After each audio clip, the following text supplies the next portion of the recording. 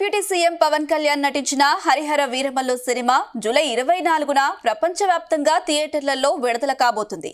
చాలా రోజుల తర్వాత పవన్ కళ్యాణ్ నుంచి వస్తున్న సినిమా కావడంతో హైప్ పీక్స్ లో కనిపిస్తుంది.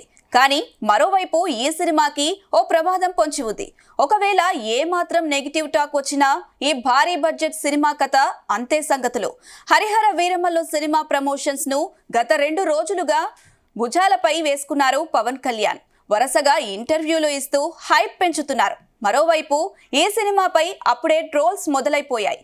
పవన్ కళ్యాణ్ రాజకీయ ప్రత్యర్థి వైసీపీ ఇప్పటికే మీమ్స్ సినిమాను టార్గెట్ చేయగా, మరోవైపు అల్లు అర్జున్ ఆర్మీ కూడా రంగంలోకి దిగింది. గత 2 రోజుల నుంచి సోషల్ మీడియాలో హరిహర వీరమల్లు సినిమా గురించి ఈ 2 సెక్షన్ల గట్టిగానే ట్రోలింగ్ దిగుతున్నాయి. దాంతో ఇప్పటికే కొన్ని చోట్ల ఫిర్యాదులతో అరెస్టులు కూడా జరిగాయి.